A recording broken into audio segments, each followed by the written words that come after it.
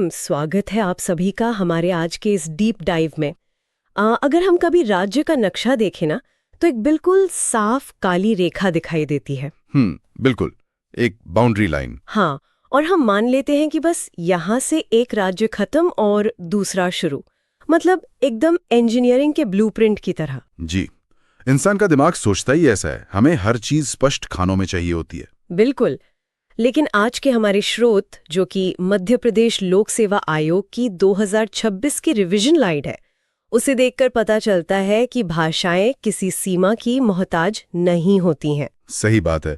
अगर हम संस्कृति और भाषा के चश्मे से देखें तो वो सीमाएं दीवारें नहीं बल्कि एक तरह के पुल बन जाती हैं। अरे वाह, ये पुल वाली बात बहुत सटीक है। और हमारे आज के इस डीप डाइव का मिशन भी यही है, मध्य प्रदेश की इसी सांस्कृतिक रूपरेखा को समझना। और श्रोताओं को मैं ये बता दूं कि ये कोई बोरिंग व्याकरण या इतिहास का पाठ नहीं है। हम ये समझेंगे कि इतनी विविध भाषाओं के बावजूद एक राज्य एकजुट कैसे रहता है। जी, मतलब हम ये जानने की कोशिश करेंगे कि कैसे बोलियां अपभ्रंश से विकसित होकर राजभाषा के स्तर तक पहुंचती हैं। ये चर्चा परीक्षा के लिए तो है ही, पर वैसे भी बहुत दिलचस्प है। बिल्कुल, तो शुरू करें। हाँ, तो सबसे पहले इसी बाउंड्री वाले कॉन्सेप्ट को लेते हैं। जैसे पानी में रंग घुल जाते हैं ना, वैसे ही पश्चिमी मध्य प्रदेश की सीमा पर राजस्थानी भाषा का प्रभाव एकदम घुल मिल जाता है। ये अचानक होने वाला बदलाव नहीं है, एक क्रमिक संक्रमण है और इसके पीछे पूरा एक ऐतिहासिक संदर्भ है, जिसे हम भाषाई वंशावली कह सकते हैं। भाषाई वंशावली मतलब भाषाओं का भी कोई फैमिली ट्री होता है? अरे बिल्कुल होता है। देखिए, मध्य प्रदेश की बोलियों के दो मुख्य स्रोत हैं और ये पूरी तरह से भूगोल पर आधारित हैं। पहला है पश्चिमी प्रभाव, जो कि शौरसेनी अपभ्रंश से आया है। अपभ्रंश मतलब मूल भाषा का बिगड़ा हुआ रूप। भाषा विज्ञान में से बिगड़ना नहीं कहते, ये एक विकास है। खैर, दूसरा है पूर्वी प्रभाव, जो अर्धमागधी अपभ्रंश से निकला है। अच्छा, तो क्या इसका मतलब ये है कि हमारी आज की जो हिंदी है वो दरअसल इन अलग अलग अपभ्रंशों की नींव पर खड़ी एक विशाल इमारत है? क्या बात है, बहुत ही बेहतरीन उदाहरण दिया आपने। हिंदी कोई एक अकेली भाषा नहीं है जो कहीं से टपक पड़ी हो। ये इन्हीं बोलियों का परिष्कृत रूप है। और शौरसेनी के बारे में जो दिया है वो तो मतलब मेरा दिमाग चकरा गया पढ़कर। एक ही जड़ से निकली दो बोलियां कितनी अलग हो सकती हैं। बुंदेली और ब्रज की बात कर रही है ना? हाँ, मतलब आप बुंदेली को सुनिए दतिया सागर के इलाकों में, तो ऐसा लगता है जैसे किसी हाई एनर्जी एक्शन मूवी का साउंड ट्रैक बज रहा हो। बिल्कुल, उसमें एक अद्भुत शौर्य है, एक ऊर्जा है। जी, और उसी में तो लोक साहित्य, वीरता की गाथाएं, जगनेक और ईसुरी की फाग शामिल हैं। और फिर दूसरी तरफ उसी शौरसेनी से निकली ब्रज बोली है। हाँ। ब्रज का मिजाज एकदम अलग है। वही तो, ब्रज सुनकर ऐसा लगता है जैसे कोई सूदिंग अकोस्टिक म्यूजिक चल रहा हो। भिंड, मुरैना, ग्वालियर के क्षेत्रों में इसकी मिठास एकदम अलग ही है। इसमें सबसे दिलचस्प बात पता है क्या है? ये मिठास सिर्फ महसूस नहीं होती, इसके पीछे एक तकनीकी कारण है। ब्रज के जो शब्द है ना, वो लय में बहुत आसानी से ढल जाते हैं। अच्छा, कैसे? मतलब हिंदुस्तानी शास्त्रीय संगीत को ही देख लीजिए। भक्ति काल के सूरदास, मीराबाई, रसखान, इन सब ने ब्रज को क्यों चुना? क्योंकि इसके शब्दों का ढांचा गाने के लिए एकदम परफेक्ट है। अरे वाह, ये तो मैंने कभी सोचा ही नहीं था।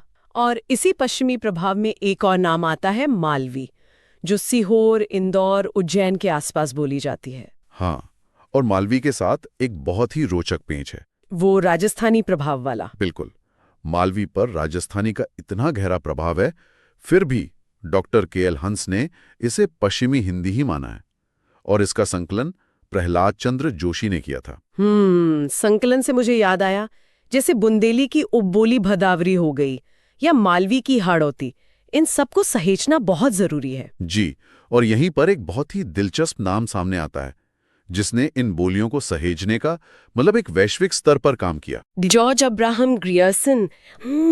ये हिस्सा सच में बहुत हैरान करने वाला था। मतलब आयरलैंड का एक अन्वेषक, और वो भारतीय बोलियों को एक नई पहचान दे रहा है। बिल्कुल, और ये बहुत महत्वपूर्ण है। ग्रियर्सन ने ही बुंदेली का नामकरण किया था। सच में? मतलब वो नाम उनका दिया हुआ है। जी, और सिर्फ इतना ही नहीं, उन्होंने निमाड़ी को दक्षिणी हिंदी की संज्ञा दी। ग्रियर्सन ने निमाड़ी और बुंदेली को मैथिली और बंगाली के साथ मतलब एक ग्लोबल लेवल पर लाकर खड़ा कर दिया। क्या बात है। और निमाड़ी तो खंडवा और खरगोन क्षेत्र भी जान है। स्रोतों में रामनारायण उपाध्याय का जिक्र है, जिन्होंने इसके संरक्षण में बहुत काम किया। और निमाड़ी क्षेत्र में संत सिंगाजी का भी बहुत बड़ा महत्व है। बिल्कुल। और ये जानकर बहुत अच्छा लगा कि वहाँ हर साल 19 सितंबर को निमाड़ी दिवस मनाया जाता है। जी, तो ये तो हो गया पश्चिमी प्रभाव। अब अगर हम पूर्वी प्रभाव की बात करें, यानी बघेली की, तो वो रीवा और सतना के इलाकों में बोली जाती है।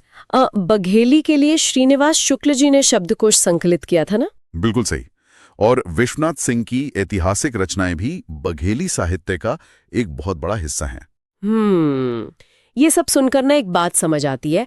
हम अक्सर बोलियों को सिर्फ पुराने साहित्य या लोक कथाओं से जोड़कर देखते हैं। हाँ, जैसे वो म्यूजियम में रखी कोई पुरानी चीज हो। एग्जैक्टली।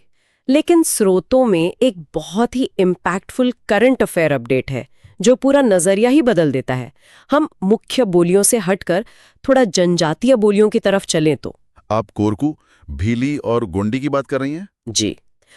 मध्य प्रदेश सरकार की वो ऐतिहासिक पहल, जिसके तहत गोंडी भाषा को अब प्राथमिक शिक्षा के पाठ्यक्रम में शामिल किया जाएगा। अगर हम इस बात को एक बड़े परिदृश्य से जोड़कर देखें, तो ये सिर्फ सांस्कृतिक संरक्षण नहीं है, ये भविष्य का निर्माण है। मतलब एक छोटे बच्चे को जो घर पर गोंडी बोलता है, उसे सीधे मानक हिंदी में गणित पढ़ाना उसके लिए कितना मुश्किल होता होगा। बिल्कुल, उसका पूरा दिमाग तो भाषा डिकोड करने में लग जाएगा। वो विषय क्या समझेगा? इसलिए गोंडी का स्कूलों में आना शिक्षा का एक बहुत ही सक्रिय और जरूरी माध्यम बन रहा है। सही बात है। और कोरकू जो बैतूल होशंगाबाद में है, या भीली जो झाबुआ अलीराजपुर में है, उनके लिए भी एक उम्मीद की किरण है। बिल्कुल है। लेकिन चलिए इन सब बातों को थोड़ा खोल कर देखते हैं। यहाँ मेरा एक बहुत ही व्यवहारिक सवाल है। जी। पूछिए। देखिए, पश्चिमी सीमा पर राजस्थानी प्रभाव है, पूर्व में बघेली है और जनजातीय क्षेत्रों में गोंडी पढ़ाई जा रही है। तो भाई राज्य का आधिकारिक कामकाज एक साथ कैसे चलता है? ये सवाल बहुत लाजमी है। इतनी विविधता के बीच प्रशासन कैसे काम करता है? हाँ, मतलब प्रशासन का ढांचा तो एक ही होना चाहिए ना? बिल्कुल। और यहीं पर राजभाषा हिंदी एक प्रशासनिक छाते या कह लें अम्ब्रेला की तरह काम करती है। प्रशासनिक छाता मतलब वो इन सब को एक साथ बांध कर रखती है। जी। स्रोतों में राजभाषा अधिनियम 1976 का जिक्र है। इसके तहत राज्यों को अलग अलग वर्गों में बांटा गया है। और मध्य प्रदेश किस वर्ग में आता है? मध्य प्रदेश क वर्ग यानी कैटेगरी ए के राज्यों में आता है। और सिर्फ मध्य प्रदेश ही नहीं, राजस्थान, बिहार, यूपी, हरियाणा और उत्तराखंड भी इसी में है। अच्छा, तो क वर्ग का मतलब क्या है प्रशासन के लिहाज से? इसका मतलब ये है कि इन राज्यों की राजभाषा अनिवार्य रूप से हिंदी है, ताकि सरकारी कामकाज में कोई अड़चन ना आए और राज्य एक यूनिट की तरह काम कर सके। ये बात परीक्षा के नजरिए से भी बहुत महत्वपूर्ण है। और परीक्षा से ही मुझे एक और बात याद आई, जो स्रोतों में बहुत स्पष्ट की गई है, ताकि कोई कंफ्यूजन ना हो। वो 2 अलग-अलग तिथियों वाली बात। बिल्कुल। मैं श्रोताओं के लिए स्पष्ट कर दूं, 14 सितंबर 1949 ये हमारा राष्ट्रीय हिंदी दिवस है, क्योंकि इसी दिन संविधान सभा ने ये ऐतिहासिक निर्णय लिया था। और दूसरी तारीख है 10 जनवरी, जिसे विश्व हिंदी दिवस के रूप में मनाया जाता है। इसका मकसद अंतर्राष्ट्रीय स्तर पर हिंदी का प्रचार प्रसार करना है। जी। तो अगर हम आज के इस पूरे डीप डाइव को समेटें, तो हमने देखा कि कैसे प्रहलाद चंद्र जोशी और रामशरण गौर जैसे लोगों ने बोलियों को शब्दकोश में सहेजा। बिल्कुल। और कैसे गोंडी का प्राथमिक शिक्षा में आना और हिंदी का प्रशासनिक नेतृत्व करना ये साबित करता है कि भाषा सिर्फ अतीत नहीं, बल्कि राज्य का भविष्य तय करने वाला उपकरण है। सही कहा आपने।